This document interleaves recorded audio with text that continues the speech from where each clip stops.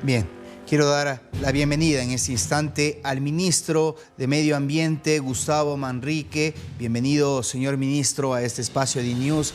La audiencia en América Latina lo escucha con atención. ¿Cómo está, César? Muchísimas gracias por la oportunidad que me brinda de estar en su medio. Estoy a las órdenes. Bien, iniciemos por este fenómeno realmente preocupante, la minería ilegal que está afectando al Ecuador, sobre todo en las zonas fronterizas. En específico, las últimas novedades nos llegan en la frontera sur con el Perú, en donde se produjo un operativo en el cual las fuerzas del orden de Perú tuvo que prácticamente destruir maquinaria presumiblemente de mineros ilegales ecuatorianos. Se anticipa una reunión con el Perú. ¿Cuál es el objetivo y cuál es el diagnóstico que tienen sobre lo que está pasando en esa zona? Sí, efectivamente, en la zona fronteriza tenemos unas amenazas de minería ilegal que estamos tratando de enfrentarlas. Y efectivamente, Perú hace pocos días, pues en un video que se viralizó en el que aparentemente, y digo aparentemente porque nos tenemos que regir a través de las redes sociales en esa materia, hay un bombardeo de estas retroexcavadoras que aparentemente sería la fuerza del orden, como dice usted. Hemos conversado con la ministra de Perú y en abril estamos organizando una bilateral con la ministra de Ambiente y quien les habla para seguir fortaleciendo las estrategias de trabajo del combate a la minería ilegal en esa zona. Bien, ministro, se sabe que el crimen internacional trabaja en varios frentes. El narcotráfico, que viene afectando también al Ecuador, tiene ciertos brazos para poder fomentar este tipo de actividades ilegales. ¿Se sabe aproximadamente los números al respecto de cuántos miles de dólares, millones de dólares se están manejando a través de esta actividad ilícita?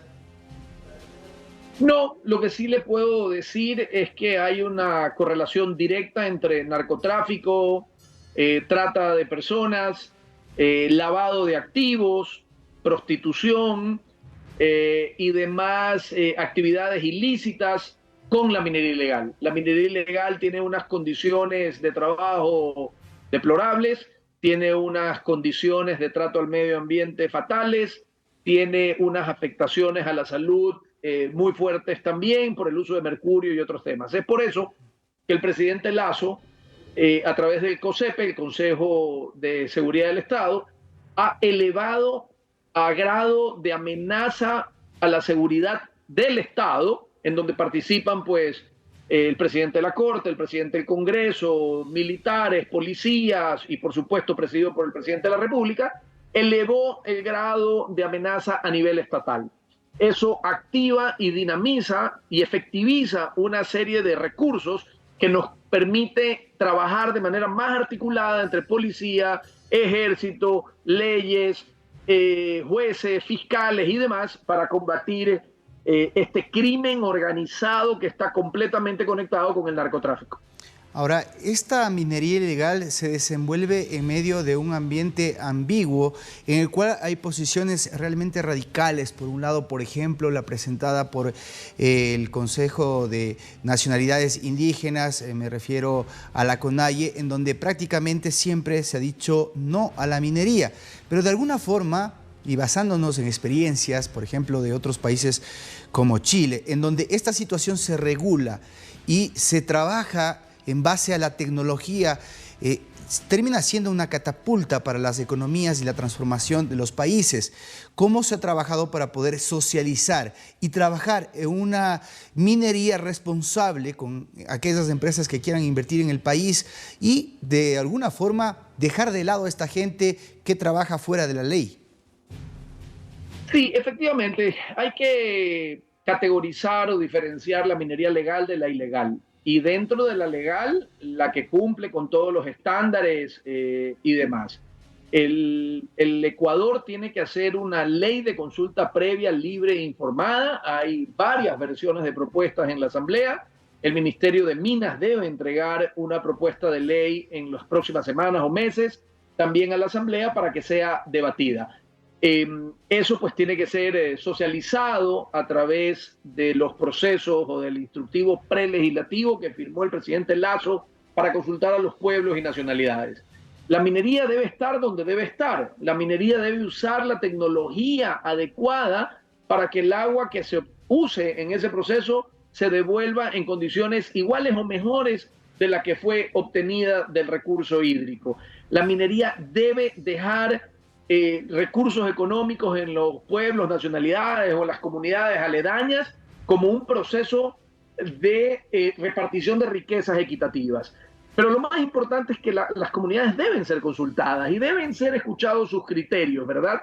No puede haber minería en todo lado, la minería debe estar donde debe estar con la tecnología adecuada que reparta los beneficios económicos de manera justa y equitativa para las partes. Bien, para cerrar este tema, hubo contactos con el gobierno de China a propósito de las evidencias encontradas. La semana anterior conversábamos con la Cámara de Minería que señalaba y denunciaba una exportación bastante o más que sospechosa de oro fundamentalmente hacia ese país. ¿Se busca coordinar también esfuerzos, como se lo está haciendo con el Perú, con el mercado a donde está migrando ese tipo de actividad irregular? Sí, esa materia no puedo responder a profundidad porque la está liderando el Servicio de Rentas Internas bajo la tutela de Francisco Briones.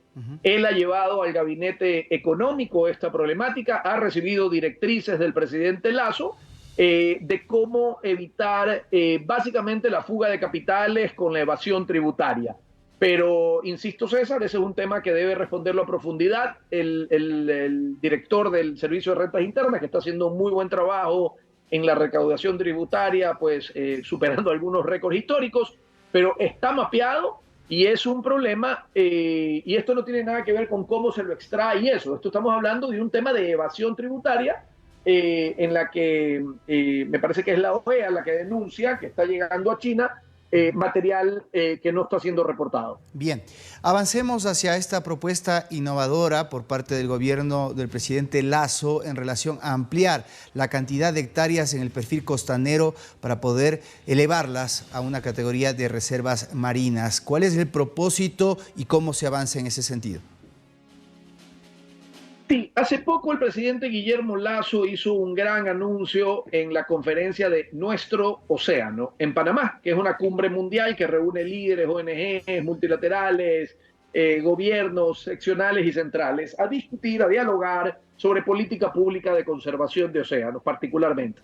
En este caso, el presidente Lasso hizo el anuncio de la decisión de declarar las primeras 8 millas marino-continentales como un área protegida.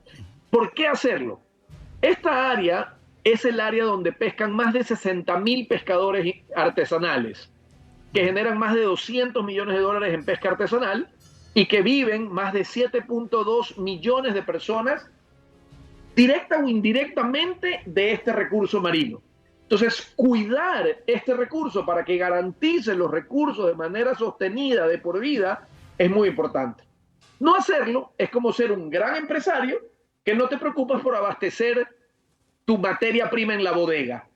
Eres un gran empresario hoy, pero te acabaste la materia prima de la bodega. Mañana estás en una pobreza paupérrima. En este caso es lo mismo. Es una política pública para que los pescadores artesanales tengan este recurso y cada vez pesquen mejor y más. Y no tengo ningún temor como ministro de Ambiente de decir cada vez pesquen mejor y más, porque si cada día pesca más, quiere decir que siempre hay más recursos por el producto de tu política pública. Claro, y no solo se remite a la parte productiva, sino también a la conservación de especies marinas. Es que de eso se trata. Si es que usted habla de conservación para que cada vez pesquen más y mejor, está hablando de vedas, está hablando de tamaños, está hablando de pescar machos o hembras, está hablando de pescar una especie u otra, de pescar con un tipo de arte de pesca y otros no, con cambiarse de actividades productivas voluntariamente de un arte de pesca, decir, bueno, ahora me voy a dedicar al turismo, porque hay más especies, como ocurre en La Plata o en el Parque Machalilla. Allá hay operadores turísticos que viven muy bien del recurso pesquero, pero porque son guías, ¿verdad? Entonces, esta decisión del presidente Lasso es una decisión de conservación con rostro humano.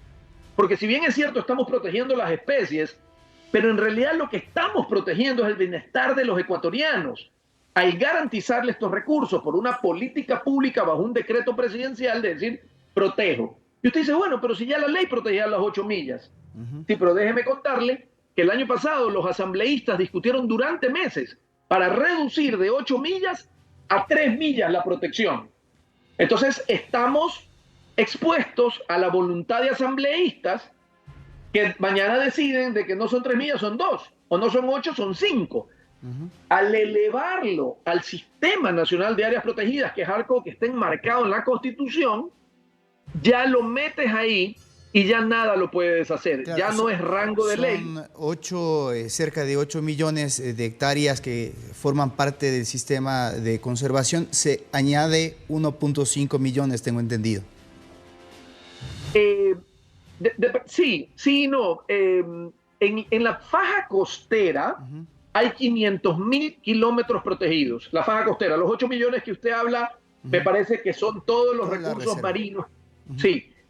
En la faja costera hay 500.000. Esta decisión lo que agrega es 1 millón más.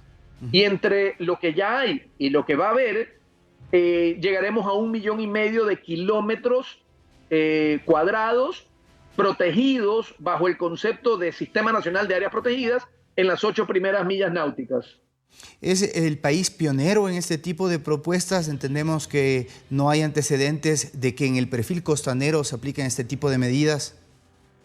En las 8 primeras millas, correcto. Hay otros países que protegen 3, hay otros países que protegen menos, pero de norte a sur en las 8 primeras millas continentales, porque hay otros países que son islas y ellos protegen todo su marco perimetral, digamos, de la faja costera como isla.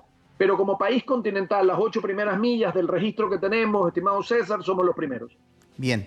Antes de despedirnos, quisiera su comentario, ministro, al formar parte del gabinete del presidente Lasso sobre la situación política que está viviendo el país y esta antesala de un posible juicio político. ¿Qué comentario tiene al respecto? Bueno, rechazo absoluto a la burla de todos los procedimientos en donde primero crean el concepto de juicio político y luego ven cuál es la causal del juicio político, más allá de que se equivocan hasta en el articulado, en el primer párrafo. Así que nos sentemos pues muy optimistas que esto no va a pasar el profundo análisis que hará la Corte. Y estamos gobernando en las prioridades que hoy tienen los ecuatorianos, que es generar trabajo, que es generar seguridad, generar oportunidades y otros temas que estamos trabajando desde las diferentes carteras, sin dejarnos desenfocar de nuestras prioridades, como decía, que las tenemos claras cuáles son, cada ministro desde su cartera. Bien, ha sido Gustavo Manrique, ministro de Ambiente ecuatoriano. Muy gentil por este tiempo con DNews. Un abrazo, gracias, hasta luego.